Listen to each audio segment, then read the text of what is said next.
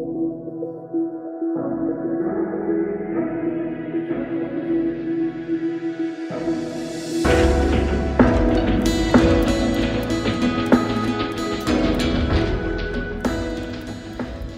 guys, welcome back to Mountain View Farm.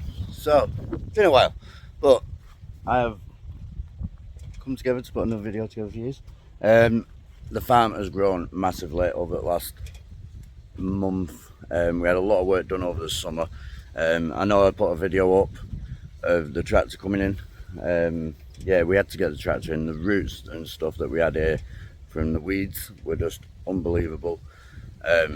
So yeah, in the end, we just got the tractor in, got to dig all roots out and really dig it down deep, so that now we can actually get in and get it planted. So, but yeah, got a few seeds on the go. So we've got some red chard, a few cucumbers there. We put them in, weren't expecting them to do much, they've not done much. Got a bit of broccoli left to go back in over here. Some cilantro, got some dill growing, some red chard that we've just sown yesterday. So yeah, got a few seeds on the go, still plenty more to go in. But let's go and have a look at what the actual farm looks like. So, as you can see guys, this is where we planted all our stuff for the summer. So we've got Italian peppers in there, they're coming to the end now. Got a bit of kale up this end, Pedron peppers, and then we did a bit of a test this year. We grew some maize, and as you can see, it's done really well. So I think next year we're going to do that. We're going to use it as like a windbreak in the summer, plus it'll give us some maize, little treats for the chickens.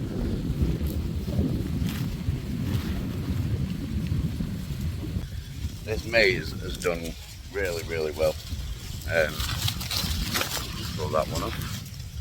You see they're starting to dry out now. We did grow sweet corn as well, but we've already harvested that. Let's see what these are like inside. They're not bad. They're doing alright. Our sweet corn it did come out a lot better than this, but we mainly used the seeds off that for next year. So yeah, nice treat for the chickens there.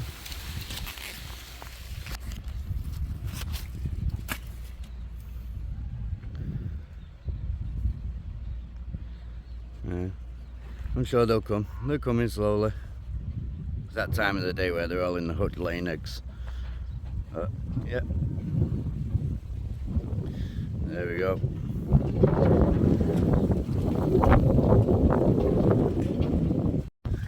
So, how's the summer harvest been for everyone else? We've had a really bumper crop this year with tomatoes, peppers, melons, aubergines. Yeah, so really good mix of stuff right through the summer. And then now it's starting to swap over, so stuff like the aubergines are starting to slow right down. Chilies, we are inundated with chilies. If anybody is in the Costa Blanca area, likes chilies, give us a shout. Go over to our Facebook page, give us a shout, because we've got tons and tons of chilies, as you can see. There is absolutely plenty of them. So these are a variety called Anatilla, I think it was. I'll leave the name on the screen, but the hot chilies, you can see we've got plenty, absolutely plenty of them. Really hoping the wind ain't too bad today. I was kind of hoping it wouldn't be windy.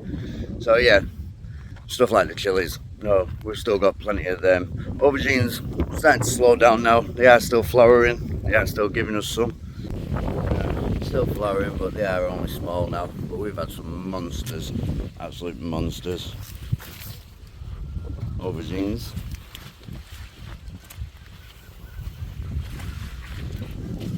And then this was a big mistake on my behalf. So I planted a load of baby romaine, small romaine lettuces, and I did it the second week of August. I probably should have left it another week, 10 days before I planted them. because they literally, with the heat and we had some rain, just went straight to seed. You can see these are the aubergines that went over, and this was like the size of some of them. We were getting bigger ones than that as well. So, but they'll all go back into the ground, feed the worms. So this whole area here, we've got like tomatoes in there that are finished now and stuff, but we've had a really good crop. We never even put the tomatoes up on frames this year. We just put them in the ground, let them grow, and it seemed to work. We had some nice crops off them. There's still a few small ones on there. One thing we did do this year is we put marigolds in with the tomatoes as well, and that seemed to really work on the pest control. We didn't get as many pests eating into the tomatoes.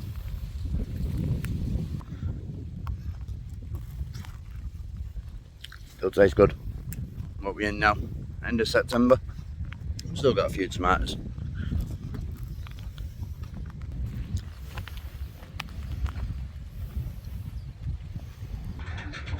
We also did these little pear cherries as well, which were also really nice. They were really nice in salads in the summer. And then we had the pumpkin patch, which is now finished. We pulled all lines out on that. We've actually been reusing the lines to set up the new 2 beds which run along the front of the field. And then the next sort of 8 weeks we're going to get the tractor back in to get this all ripped up, because even though we managed to plant it, there is still a lot of these weeds. As you can see, they have monster branches on them, and they are big roots. These are what the roots actually look like. Focus. So yeah, there's quite a few dotted around in here that we just planted round. So plan is, once the kale's finished, once the aubergines, chilies are all done, we'll get the tractor back in. Got to get the pool moved, so all that's got to be moved there. Get that bowser moved, which that bowser has got horse muck tea in it, as people call it. So yeah, we basically put a big sack in the top, filled it up with horse muck, filled it up with water, and then been using that to feed all plants. So down this area we have got some more tomatoes. These are a big purple variety. These have actually had the water off. It's now end of September.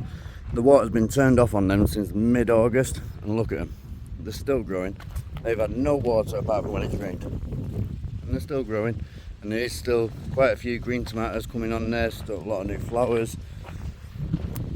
But same again, there's a couple of big roots in there. So once they're done, they're done. You can see there's still plenty of tomatoes on there. So, how's your summer been, guys? You had a good summer? It's been a warm one here. It's still warm now. Yesterday it was 33, 34. Today's a little bit cooler. It's about 29 today. But for the end of September, no, can't complain really, can you? Got some red onions in there. That was another one. Planted them wrong time. Planted them a bit early in August. Yeah, there's a few there, but we lost a hell of a lot because of the heat. But yeah, we'll get them out once they're ready. Now these have been just crazy. We have, as you can see, there's still so many to harvest. We are literally harvesting like 50 kilos every Saturday of these. This week probably not as many. They are starting to slow down now. The plants are starting to look a bit unhappy. I think it's because of the nighttime temperatures are dropping down. But what the plan is once we finish harvesting these, we're going to trim them back, we're going to cloche them, and then hopefully next year they'll come back, so we'll get a bit of a head start on the peppers. But yeah, they have just been bonkers, and a bit misshaped, some of them, but you get some nice big ones.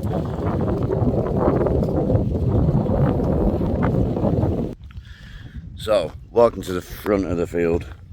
Now, we are on about 10,000 there, maybe a little bit less, 10,000 square meters. So, it's about a little bit less, so probably about 2 acres of land. So, we've got a hell of a lot still to plant up and a lot more plants to come. But for the last few weeks, we've been planting. We've done so far around 15,000 plants. Now, in the scale of it, it sounds a lot, but it don't look a lot, considering how much more we've actually got to plant. So, as you can see, actually see the difference over the planting scale. So, all this end down here was planted about 5 weeks ago, and as you can see, it's really coming along. So we've got some Savoy cabbage in there, some red cabbage. We have had a few problems, I'm not quite sure. Nothing's eating them because the plants are still there, but there's a couple of spots where the plants haven't taken for some reason. Not 100% sure, but overall 300 plants. No, we've probably lost 15 or 20. I'm not going to argue at that. There's the red cabbage, and what we'll start doing now is we'll actually start picking the outer leaves off these, and we'll be putting them in our boxes as like spring green cabbage leaves. So yeah, we've got Savoy cabbage, we've got red cabbage, and then we've got, it's called cabbage Lisa, so it's the green cabbages that you get, the big green cabbages. And then we've got some celery. This is the green variety. I am going to get some of the white celery as well. Then you've got your cauliflower and your broccoli, which this end is like your bog standard stuff, no, the stuff that we plant every year. Got some red runner beans in there. I've got to get some sort of framework to put them up against that point now. A few peas, garden peas down the bottom. Sorry, the camera keeps losing focus. Artichokes. Now, I did make a bit of a mistake with this. What I should have done was leave a row, artichoke, leave a row, artichoke, leave a row. But I planted 3 together, so they do get quite big then. But they're your globe artichokes. The nice thing about them is, like next year we can split them and plant them elsewhere if we want to, or we can just leave them in and they will come back. Now, this is my favourite bits, because we've got Brussels sprouts. Love Brussels sprouts, but not only we've got green Brussels sprouts this year, we've also got red Brussels sprouts. Now, these came from a seed supplier in Ireland, which actually sends seeds to Spain, and you don't pay the customs on them. So that's a good thing, where if you buy them from England now, obviously we'll pay a customs charge on them.